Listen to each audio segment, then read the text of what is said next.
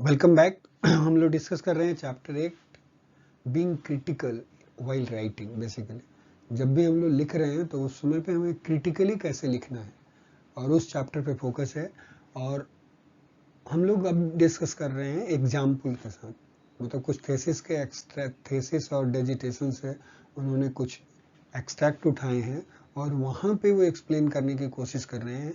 Author जो है explain करने की कोशिश कर रहा है कि कैसे क्रिटिकली लिखा जाता है और कहाँ कहाँ पे उस एक्सट्रैक्ट में वो बता रहा है कि देखो यहाँ पे वो जो है ऑथर जो है वो क्रिटिकल हुआ। तो उस एग्जाम्पल को देखने के बाद हमें ये पता चलेगा कि हमें लिखना कैसे होता है रिव्यू लिटरेचर को, कि क्रिटिकल इफेक्टिव क्रिटिकल रिव्यू कैसे लिखना होता है। सो विथ वो एग्जाम्पल हमें इलिस्ट्रेट करता है। For from this prospective this chapter is really really useful. उस नज़र से देखना, उस चीज़ों को पकड़ना। ऑल्दो जो एग्जाम्पल्स जो लिए हैं इन्होंने वो डिफरेंट डिसिप्लिन से लिए हैं, वो सारे साइंस एंड टेक्नोलॉजी के नहीं हैं, बट फिर भी हमें वो समझ में ज़रूर आएगा कि लिखा कैसे जाता है, क्रिटिकली कैसे लिखा जाता है, कहीं ना कहीं हमें मदद करेगा। Right, so let's go ahead. ठीक है, ये डॉक्टरल थेसिस का ही एग्जाम्पल है जहाँ से उठाया। के योंग यहाँ पे क्या कर रहे हैं, he points out on two occasions in example 8.1d that realism and liberalism are inadequate theories to conceptualize the policy of engagement in the Korean peninsula. He advocates the use of constructivist approach. तो पहली चीज इसने क्या करा कि यहाँ पे दो ओकेजन उठा रहा है इस एग्जाम्पल में, दो जगह पे वो कर रहा है कि रियलिज्म एंड लिबरलिज्म जो है वो इनएडिक्वेट थ्योरी है यदि हम पॉलिसी ऑफ इंगेजमेंट को यूज कर रहे हैं in case of Korean peninsula में, तो ये दोनों थ्योरी जो है वो इनएडिक्वेट है। और उस केस में वो एडवोकेट कर रहा है, वो बोल रहा है कि हमें क्या यूज करना चाहिए, कंस्ट्रक्टिविस्टिक अप्रोच यूज करना चाहिए। राइट, अब यहाँ पे देखो क्या ले, द इटैलिकाइज्ड मतलब जो इटैलिक्स में word parts of the text, so where he is pointing out and explaining the limitation of the realism and liberalism, and where he is signaling the potential of constructivism. Right, मतलब वो बोल रहे हैं कि जहां जहां पे इस टेक्स्ट में इटैलिक लिखा हुआ है वो इटैलिक पॉइंट जो है वही प्लेस है जहां पे वो एक्सप्लेन कर रहे हैं कि रियलिज्म से रिलेटेड बात कर रहा है, तो बता रहा है कि रियलिज्म का यहाँ पे लिमिटेशन है, और लिबरलाइजेशन से रिलेटेड बात कर रहा है तो लिबरलाइजेशन का लिमिटेशन यहाँ पे है, और रिलेटेड विद कंस्ट्रक्टिविस्टिज्म से रिलेटेड बात जो है वो कैसे उस कमी को पूरा करता है, कि वहाँ पोटेंशियल है कि कंस्ट्रक्टिविस्टिज्म यदि आएगा तो उस लिमिटेशंस को वो पूरा कर सकता है। राइट, यूजिंग मैची एंड मैकेवो जो भी है categorization of arguments, this would be an example of the argument of advocacy. और जो एग्जांपल जो है वहां पे हमने देखा था कि आर्गुमेंट ऑफ डिस्कवरी और आर्गुमेंट ऑफ एडवोकेसी, राइट, ये दो तरह के आर्गुमेंट्स जो दिए जाते हैं, उसमें से ये अप्रोच जो है वो आर्गुमेंट ऑफ एडवोकेसी का है, एग्जाम्पल है। ठीक है, नाउ लुक, अब एक बार एग्जाम्पल पढ़ते हैं। एग्जाम्पल में दिया example 8.1d, the limitations and potential of different theories.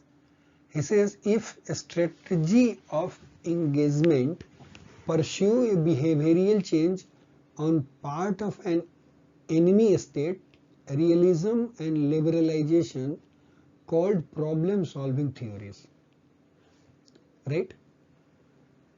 बोल रहा है कि यदि स्ट्रेटजी ऑफ इंगेजमेंट को परस्यू किया जाए for pursue A behavioural change on A part of enemy state, यदि किसी एनिमी स्टेट के बिहेवियर को यदि चेंज करना हो, ये स्ट्रेटेजिक मैनेजमेंट की तरह आप यूज कर रहे हो कि मैं ये करूंगा तो दूसरे का बिहेवियर चेंज हो जाएगा एनिमी स्टेट का, तो उस केस में बोल रहे हैं रियलिज्म और लिबरलाइजेशन जो है वो टेक्निक क्या बोली जाती है, called problem solving theories.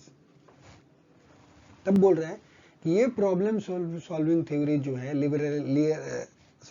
Realism and liberalism जो है वो cannot address the problems properly, वो जो होगा वो प्रॉपरली उस प्रॉब्लम को एड्रेस नहीं कर सकता, because they are based on the fixture of time and space, क्योंकि वो किस चीज पे डिपेंड करता है, टाइम और स्पेस पे डिपेंड करता है कि किस टाइम पे किस जगह पे आप चीजों को यूज कर रहे हो, ये थ्योरी जो बोलती है, right. For example the cold war template और a clear enemy friend concept, thus tolerating no room for any substantial change in policies or attitude in the post cold war situations।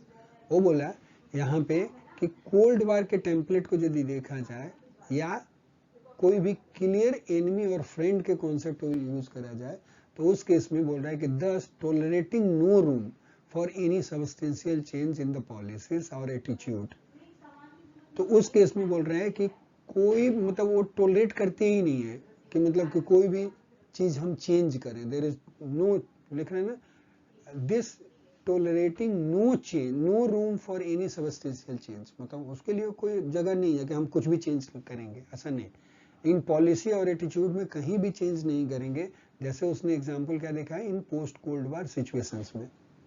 इसलिए बोल रहे हैं hence the appropriate use of constructivistic approach which is keen to identify clues to historical change is indispensable in order to conceptualize comprehensive engagement।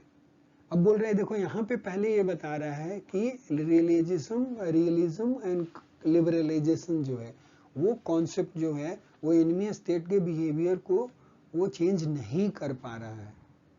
जैसे उसने वो example देखा है कि पोस्ट कोल्ड वार के टाइम पे ये चीज वर्क नहीं करी, कि लोगों ने चेंज नहीं करा, कुछ भी चेंज करने के लिए रेडी नहीं थे, तो ये पॉलिसी जो है उसके लिमिटेशंस हैं वहां पे। उस केस में हमें कंस्ट्रक्टिविस्ट अप्रोच जो है उसको यूज करना चाहिए, right, which is keen to identify clues to historical changes. जो है वो इसमें पता है हमें कि कंस्ट्रक्टिविस्टिक अप्रोच जो है वो हिस्ट्री के एग्जाम्पल से देखा जाए तो इस टाइप के वो चेंजेस लाता है, इसलिए हमें कंस्ट्रक्टिविस्टिक अप्रोच जो है हमें यूज करना चाहिए। ओके, तो बेसिकली उसमें देखो यहाँ पे जो पॉइंट जो देखना है वो यही है कि कैसे लिखा इसने, आप समझ गए, लिख कैसे रहा है। पहले वो बता रहा है कि ये दो तरह के अप्रोच हैं, ये अप्रोच यहाँ पे इस एग्जाम्पल दे रहा है क्लियरली कि यहाँ पे काम नहीं किया, इसलिए ये अप्रोच यूज होना चाहिए, ठीक है। इसी को बोलते हैं कि क्रिटिकल राइटिंग, क्योंकि एनालिसिस और विथ सपोर्ट आपको आंसर करना होता है, इवेल्युएट करो एनालिसिस करके और एक्चुअली प्रॉपर उसके एविडेंस दे करके और देन फिर लिखना, कोई बात करना, yes like this, which is keen to identify clues to the historical change is indispensable in order to conceptualize comprehensive engagement. At this juncture, a constructivistic approach demonstrates the potential to offer an analytical account of the process of rapprochement between adversities by identifying signs of structural and domestic change and guiding policies in the right directions during murky moment of change, while realism and liberalization are apt to solve problems in rather static international environment। वो बोल रहा है यहाँ पे कि constructive approach जो है वो डायनेमिक सिचुएशन यदि चेंज हो रहा है, मतलब कभी भी चेंज हो जाएगा, तो उस केस में उतना काम कंस्ट्रक्टिविस्टिक अप्रोच काम करेगा, लेकिन सबसे ज्यादा रियलिज्म और ये वाला जो अप्रोच जो है आपका लिबरलाइजेशन जो है, जब बिल्कुल स्टैटिक इन्वायरमेंट है तो वहां पे काम करता है। बाकी बेसिक आइडिया जो है इस एग्जाम्पल का बस इतना ही इसमें से पकड़ना है कि आप जो कुछ भी लिख रहे हो उसकी थ्योरी और दूसरे चीज को लिख रहे हो कि उसके जगह पे दूसरा चीज लेकर के आना चाहते हो, तो पहले उसके लिमिटेशंस बताने हैं आपको, उसके प्रूफ देने हैं, एंड देन से कि हम इसलिए इसको यूज करना चाहते हैं, उसके मेरिट्स को बता करके कि इस सिचुएशंस में ये चीज जो है वो प्रॉब्लम को सॉल्व करेगा। समझ गए? ऐसा इसका मेन मकसद इतना ही है।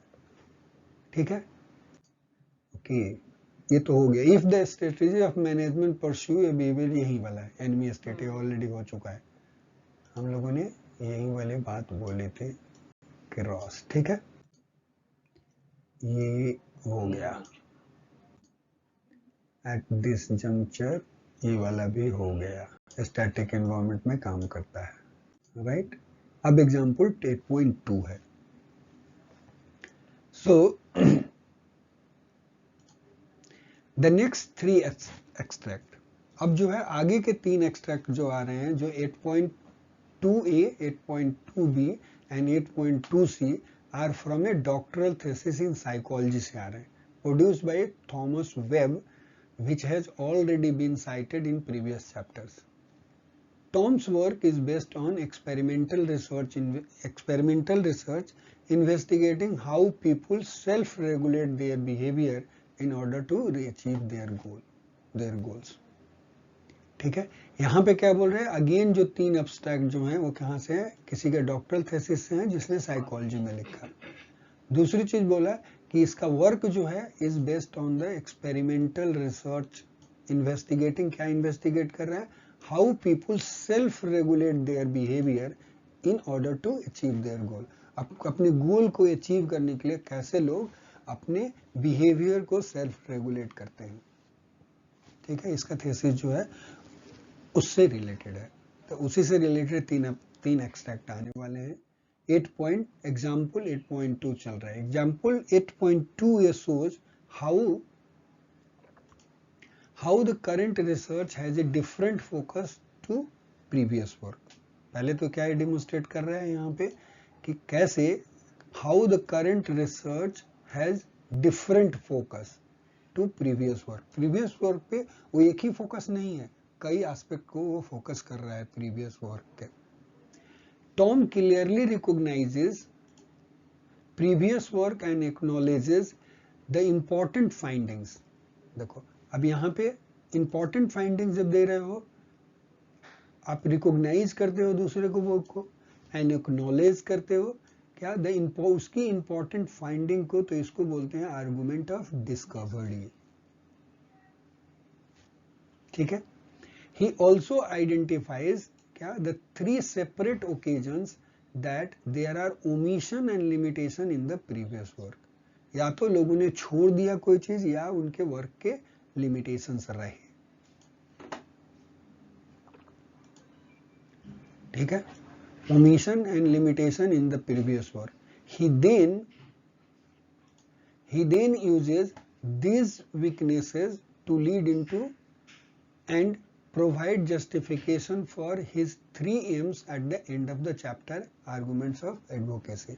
अभी क्या बोल रहा है, he then uses these weaknesses, जो omission और limitation जो था उसको यूज करता है to lead into, आगे बढ़ने के लिए, and provide justification for his 3 aims।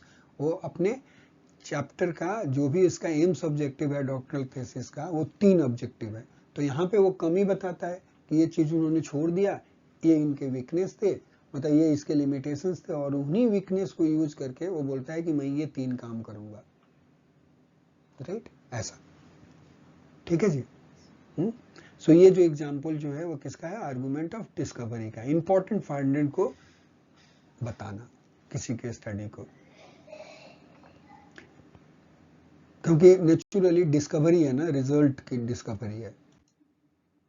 There is little controversy about the importance of, अब वो एग्जाम्पल बता रहा है, एग्जाम्पल 8.2a जो है the scope of previous research and the gap, वही वाली बात, फॉर द करंट स्टडी, मतलब ये प्लेस है जहाँ पे ऑथर जो है काम कर सकता है, उससे रिलेटेड वो एग्जाम्पल दिया। There is a little controversy about the importance of goals in the study of human action। पहले तो ये कमी बताई कि मतलब कि there is little controversy, एक कंट्रोवर्सी है किसके बारे में, about the importance of goals in the study of human action, कि ह्यूमन एक्शन कैसा होता है किसी गोल को अचीव करने के लिए, उससे रिलेटेड जो है लोगों के बीच में कंट्रोवर्सी है। पहला लाइन ये बोलता है, indeed Locke argued the goal directness is a cardinal attribute of behavior of living organizations. Goals are the starting point of the willful control of action, right? However, the majority of research into goals has been concerned with goal setting and goal content rather than the goal striving. अब देखो यहाँ पे बोला कि little controversy है, right? तो दूसरे line में देखो इमीडिएटली वो लेकर के आ रहा है कि एक बंदे ने आर्ग्यू क्या किया कि गोल डायरेक्टेडनेस, मतलब गोल जो है उसको ध्यान में रख करके जो काम कर रहे हैं, इज ए कार्डिनल एट्रीब्यूट है लिविंग ऑर्गेनाइजेशन का, कि जो लोग भी जिंदा लोग हैं वो गोल की तरफ वो देख करके काम करते हैं, उसी के हिसाब से काम करते हैं, right? Goals are the starting point of the wilful control of actions. तो उसके उसमें बताया कि गोल का जो गोल उन्होंने डिसाइड किया है उसी के बेसिस पे वो अपना काम करते हैं, वही उनको डिराइव करता है। तो एक ने तो सपोर्ट में बात कर दी, दूसरा बोल रहा है however majority of research into goals have been concerned with the goal setting. दूसरा लोग बोला कि लोगों ने गोल सेटिंग और गोल कंटेंट क्या होना चाहिए, मतलब क्या गोल होना चाहिए, और गोल सेटिंग में ज्यादा विश्वास करते हैं लोग then with the goal striving, मुझे ये अचीव ही करना है, मतलब उसी के पीछे भागना है। ज्यादातर लोग क्या जोर डालते हैं कि गोल सेटिंग, ये गोल सेट करना है मुझे और इसके कंटेंट ये होने चाहिए, उस पर सबसे ज्यादा लोगों ने जोर दिया है। तो कंट्रोवर्सी तो आई गई ना। तो मतलब कंप्लीटली जो है ह्यूमन आदमी अपना बिहेवियर सेल्फ रेगुलेट अपने गोल को ही देख करके उसी के लिए नहीं करता, और भी चीजें उसके लिए इंपॉर्टेंट होती हैं। तो कंट्रोवर्सी तो आई गई ना दोनों के बीच में। तो ये दोनों एग्जाम्पल उसने साथ साथ में दिया। यहाँ पे आगे देखते हैं। फॉर एग्जाम्पल, अब उसके बाद एग्जाम्पल भी लेकर के आ रहा है। For example we have a great deal of research that contrast different goals on a dimension of interest, like specific होना चाहिए versus vague goal, proximal versus distal goal. देखो स्पेसिफिक वर्सेज वेग का मतलब होता है ये एक चीज, मुझे यही चीज चाहिए, वेग में अच्छा वो भी मिल जाएगा, कुछ भी मिल जाएगा चलेगा, वेग क्लियरिटी नहीं है, इस टाइप के भी गोल होते हैं। दूसरा प्रॉक्सिमल एंड डिस्टल गोल्स, मतलब एक इमीडिएट गोल है और एक लॉन्ग टर्म गोल है। डिस्टल मतलब बाद में अचीव हो, कुछ दिन काम करने के बाद। एक तो अभी हमारा एक गोल है कि बस ये चीज तो मुझे चाहिए, इतनी देर में चाहिए, और एक लॉन्ग टर्म गोल, राइट? तो प्रॉक्सिमल और डिस्टल हो गया। लोके एंड लैथम जो भी है उसके बारे में ये बात करी, राइट? कि दोनों के बीच में उन्होंने कॉन्ट्रास्ट की बात करी है। But far less information about what happens once a person has decided to pursue a goal. लेकिन उनके बारे में इंफॉर्मेशन जो है, but far less information available है कि एक्चुअल में क्या हुआ once a person has decided to pursue a goal। लेकिन जब उस डिसाइड किया इस गोल को परस्यू करना है, तो एक्चुअल में उस आदमी के साथ क्या हुआ, वो चीज मिसिंग है, कि वो वाकई में सेल्फ रेगुलेट हुआ, उसके लाइफ में चेंज आया, उस चीज को अचीव किया, उसके लाइफ में और क्या क्या चीजें हुई। मतलब सेल्फ रेगुलेट का मतलब होता है ना कि उसको चैलेंजेस आए तो अपने बिहेवियर को कैसे मॉडिफाई किया, अपॉर्चुनिटी मिली कैसे में बिहेवियर को मॉडिफाई किया। तो ये इसका तो डेटा है नहीं, ऐसा ये बता रहा है। The usual answer is that people's level of motivation, need और drive to attain the goal जो है will determine their success. However, to date there has been no systematic review of causal relationship between motivation and behavior।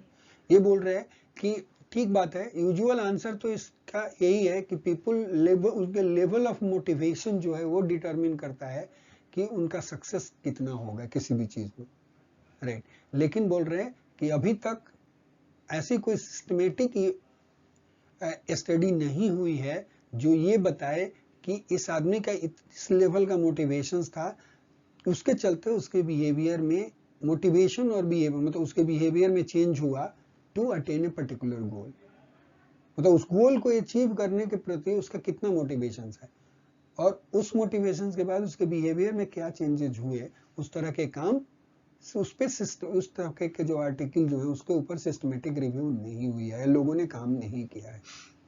Okay, so what he has done, he has created a need also.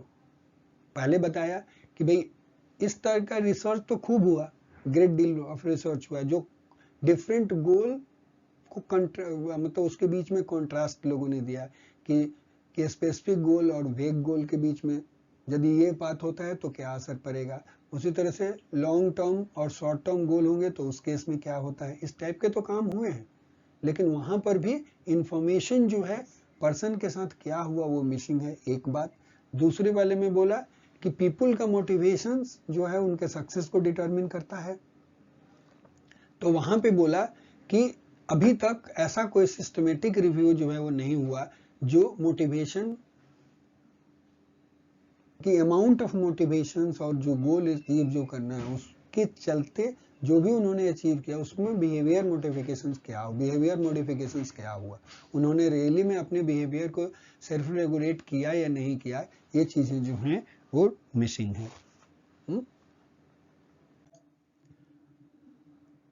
How, moreover, available correlation evidence suggests that motivation is not sufficient to ensure a goal attainment। मतलब ये भी बोल रहा है कि जो correlation उन्होंने देखा तो वहां पे उनको ये चीज नहीं मिला कि अवेलेबल जो कोरिलेशन है जितना भी आ रहा है वो एविडेंस क्या सजेस्ट कर रहा है, दैट कि मोटिवेशन जो है वो सिर्फ मोटिवेशन ही सफिशिएंट नहीं है गोल को अटेंड करने के लिए, और भी फैक्टर्स होने चाहिए।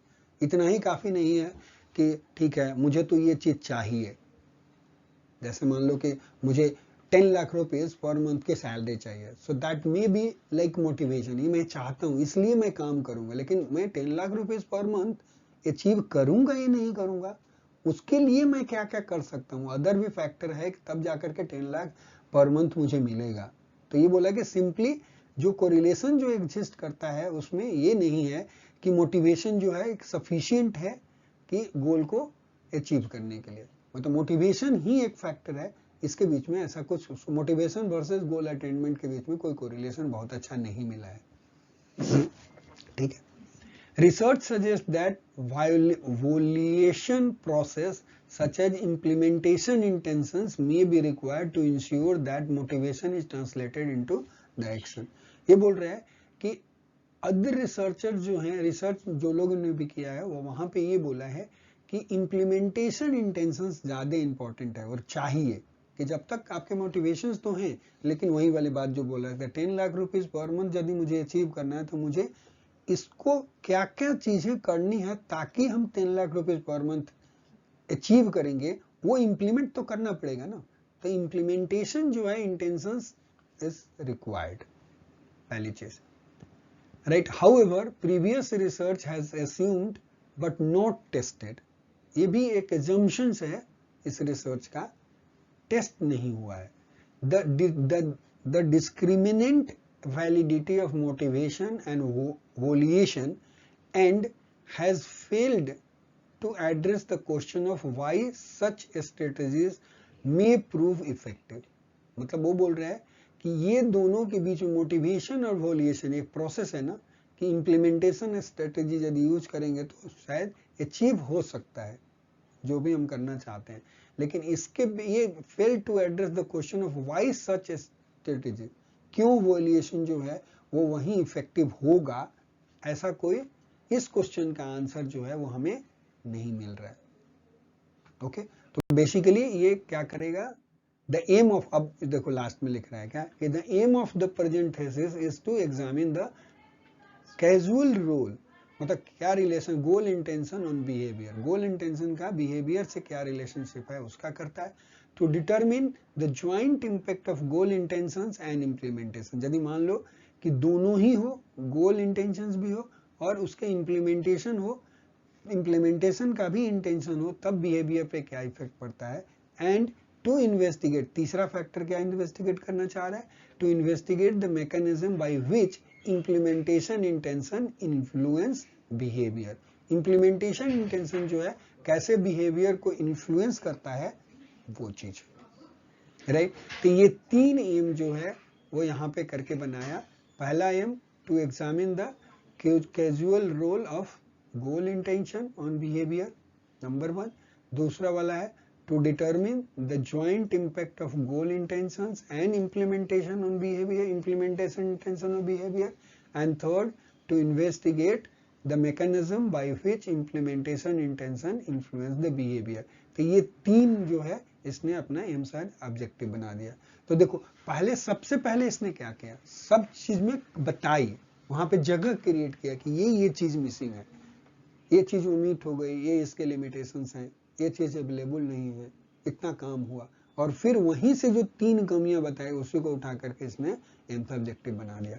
सो this is the way of writing the critical writing है, मतलब हर चीज के evidence proof and then creating a place की यहाँ पे मैं काम कर सकता हूँ। This is good example. मतलब ठीक है, बंद कर दिया जाए, अभी है टाइम पैकअप करने के लिए, चाहे तो 5 मिनट और कर सकते हैं। क्या लिमिटेशंस नहीं, ठीक है चलते हैं। राइट, एग्जाम्पल बी जो है, again in example 8.2b, a more specific critic of a particular group of studies is illustrated. Right? In the first paragraph, Tom summarizes the findings from correlation studies with regard to the relationship between the intention and behavior. Right? Behavior, ये जो है argument of discovery का example है। Right, तो आपने देखा वहां पे एग्जाम्पल 2b में अब दूसरा बता रहा है, यहाँ पे ए की तो बात खत्म हो गई, 2b में भी वो क्या चीज दिखा रहा है, ए मोर स्पेसिफिक क्रिटिक लिख रहा है of a particular group of studies. एक ग्रुप ऑफ स्टडीज का जो भी है उसके क्रिटिक्स के बारे में वो लिख रहा है। एक्चुअली उसमें फर्स्ट पैराग्राफ में बोल रहे हैं कि टॉम ने क्या किया, समराइज किया है कि फाइंडिंग्स फ्रॉम कोरिलेशन स्टडी, ये कोरिलेशन स्टडी जो थी उसका समराइज है, और which is related with the relationship between intentions and behaviour.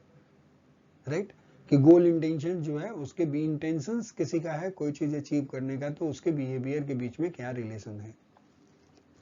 He then goes on to identify 3 weaknesses with the correlation studies and processes and proposes an alternative which is going to examine in the following chapter, argument of advocacy. ठीक है, उसके बाद क्या करता है यहाँ पे, he then goes to identify 3 weaknesses। अब क्या है, उसी में से जो डिस्कवरी जो हुई, राइट, वो वहां से उठा रहा है और उसी को एनालिसिस कर रहा है ना। एनालिसिस करने के बाद जो है वो क्या कर रहा है, अल्टरनेटिव जो है सॉल्यूशन प्रपोज कर रहा है आगे चल के इन फॉलोइंग चैप्टर में। इसलिए कहा गया आर्गुमेंट ऑफ एडवोकेसी, हो एडवोकेट कर रहा है, वहां पे डिस्कवरी की थी, एनालिसिस करके एडवोकेट कर रहा है, उसके बाद उसके बेसिस पे कुछ डिसीजन ले रहा है और आगे की तरफ जा रहा है। ठीक है,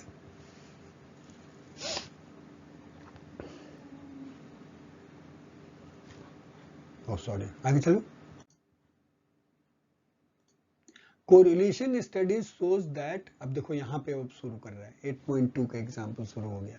correlation studies show that intentions are reliably associated with behaviour. पहला चीज तो इसने एक लाइन उसका समरी दिया कि कोरिलेशन स्टडी से क्या मिला उसको, intentions are reliably associated with behaviour. उसके बाद क्या बोलता है, meta analysis of 10 meta analysis by Sheeran et al found that, मतलब 10 स्टडी का वो मेटा एनालिसिस कर रहा है। बोला Meta analysis of 10 meta analysis, मतलब 10 मेटा एनालिसिस का भी एक मेटा एनालिसिस कर रहा है उस स्टडीज का। समझ गए, वो क्या सजेस्ट करता है, found that based on 422 studies and a sample size of कितना 82,107, intentions accounted for 28% of variance in the behavior।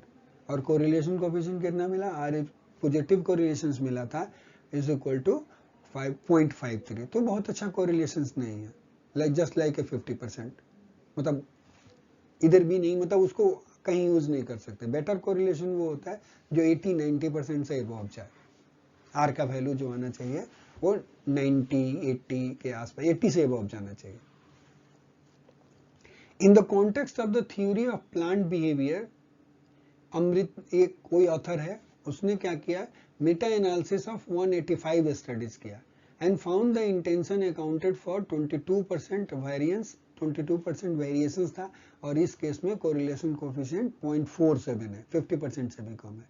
तो देखो बिहेवियर और इंटेंशंस के बीच में एसोसिएशन जो भी है उसके स्ट्रॉन्ग कोरिलेशंस नहीं मिल रहे, तो 2 स्टडी उसने बता दी। आगे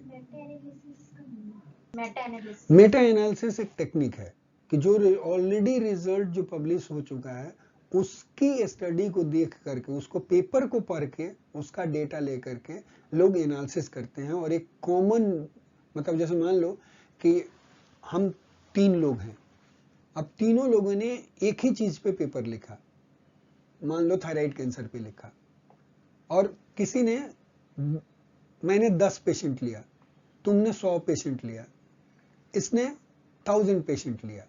अब क्या करेगा आदमी, तीसरा आदमी बैठेगा, वो 10 + 100 + 1000 तीनों मिला करके वो डेटा ले लेगा कि इतने डेटा होते तो ये रिजल्ट कैसे आए हुए होते। जो आपने पेपर में जो बात लिखी वो बात को देख करके, समझ करके तीनों के पेपर में वो एक कॉमन बात बताएगा। तो वो मेटा एनालिसिस करने के एक अलग तरीके होते हैं, वो सीखना पड़ेगा। ये स्टैटिस्टिक का टेक्निक है, ठीक है। Calculation of fail safe in indicated that 26,235 studies showing that intentions are not predictive of behavior would be required in order to be able to conclude that intention has no significant relationship with behavior, right? और भी study है calculation of fail safe in, वो indicate क्या किया कि basically इनको क्या मिला कि conclude that intention has no significant relationship with the behavior, right? अब वहां पे एग्जाम्पल दे दिया, करेक्ट।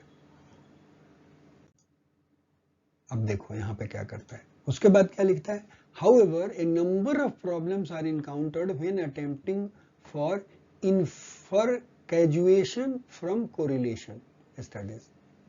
मतलब ये बोल रहा है कि ऐसे बहुत सारे जो हैं प्रॉब्लम एकाउंटेड होते हैं, जैसे मान लो कि बहुत बार ऐसा नहीं है कि कोरिलेशन इतना है तो उसका मीनिंग ये होता है कि ये उसका कॉज ही होगा, कि इंटेंशन ही कॉज होगा उसके बिहेवियर मॉडिफिकेशंस का, ये कोई गारंटी नहीं है। पहली चीज एक बात, first many studies imply cross sectional design, which means that the report of intentions and behavior may be subject to consistency or self-presentational biases that artificially inflate the relationship between the intention and behavior। अब दूसरा study की बात लेके आ रहा है कि many study जो है वो क्रॉस सेक्शनल डिजाइन है। अब वो ये अभी यहाँ पे नहीं डिस्कस करेंगे और डिजाइन किस टाइप की है, विच मीन्स दैट, लेकिन उसका क्या मतलब है कि रिपोर्ट ऑफ इंटेंशन और behaviour may be subject to consistency और सेल्फ प्रेजेंटेशन बायस। मतलब उसमें कंसिस्टेंसी और सेल्फ प्रेजेंटेशन बायस का मतलब है कि कुछ न कुछ लोगों के अपने बायसेस होते हैं कि सेल्फ रेगुलेट करने के लिए, मतलब मेरे दिमाग में अपने मेरे बिलीफ सिस्टम है, उसके हिसाब से मैं चलूंगा, रिस्क इतना लूंगा, तुम बोलोगे कि मैं इतना रिस्क लूंगा, यहीं पे बायसेस आ गया, डिफरेंस आ गया दोनों के, कि आप जो है किसी चीज को मतलब बहुत फोर्सफुली असर्ट करते हो, दूसरा आदमी जो है वो कम के साथ असर्ट करता है, तो बायसेस तो आ गया ना प्रेजेंटेशन में, तो उसके ऊन से बायस आ रहा है कि वो कैसे चीजों को प्रेजेंट करेगा, समथिंग लाइक दिस। ठीक है जी, तो यहां पे अगेन जो है वो कमी बता रहा है। सेकंड पॉइंट बता रहा है कि correlation studies do not rule out the possibility that past behaviour caused intentions. मतलब ये भी मतलब रूल आउट नहीं कर सकता कोरिलेशन स्टडी जो है कि पीछे का बिहेवियर जो है, right, past behaviour caused intentions, उसका बिहेवियर उसके चलते उसके इंटेंशन जो है ऐसे हैं। जैसे कई बार क्या होता है कि आदमी के ना शुरू से उसको उसके पास्ट में कुछ ऐसी घटनाएं हुई हैं, इसलिए भी बहुत सारे वो रिस्क नहीं लेता। वो सोचता है, उसके दिमाग में ये बात आती है कि कई बार कि यार ऐसे करने मैंने पहले ऐसा किया और मुझे बहुत ही नुकसान हुआ, now I will not take part in this type of studies. इस टाइप के लोगों के अपने विचार बने होते हैं। या पास्ट जिसने मान लो कि उसका सब कुछ अच्छा ही अच्छा हुआ हो, तो वो सोचेगा कि नहीं इतना बड़ा रिस्क ले लो यार, चलो आगे बढ़ो। नहीं, तो वो पास्ट बिहेवियर भी जो है वो इंटेंशन को कॉज करता है, लेकिन कोरिलेशन स्टडी ये चीज नहीं बता रही है, ये रूल आउट नहीं कर रही है इस बात को कि पास्ट बिहेवियर भी इंटेंशन को इन्फ्लुएंस कर रहा होगा। In other words, intention may simply reflect how a person has behaved in the past rather than a behavioral decisions. मतलब बोला है कि ये जरूर बता सकता है कि इंटेंशन जो है वो सिंपली क्या रिफ्लेक्ट करता है कि पर्सन ने कैसे बिहेव किया है पास्ट में, rather than क्या कि बिहेवियरल डिसीजंस था उसका, मतलब वो डिसाइड करके ऐसा बिहेवियर, मतलब जानबूझ करके उसने ऐसा बिहेवियर बनाया और प्रोजेक्ट किया। ये कोई जरूरी नहीं है, हो सकता है कि वो ये लेकिन ठीक है कि उसका बिहेवियर ऐसा हुआ था, लेकिन जानबूझ करके उसने ऐसा बिहेवियर किया। देयर इज मतलब ये इंटेंशन जो भी है वो इंटेंशन से सिर्फ ये रिफ्लेक्ट नहीं होता है, ये बात आप समझे कुछ something like this. For example, if you usually exercise twice a week, ठीक है, when asked about your exercise intention for the next week, you may not actively engage in a decisions making process। कोई जरूरी नहीं है कि आप decide करके अब पहले सोचोगे करूं कि नहीं करूं, इतना कोई जरूरी नहीं है। Instead, your intention to exercise next week may be based on your previous exercise behavior, कि पहले जो एक्सरसाइज जो किया था उस पर क्या डिफरेंस आया था, ठीक है, उसके ऊपर डिपेंड कर सकता है। ठीक है, बंद करते हैं। हाँ चलो, थैंक यू, आज इतना ही, फिर आगे देखेंगे नेक्स्ट।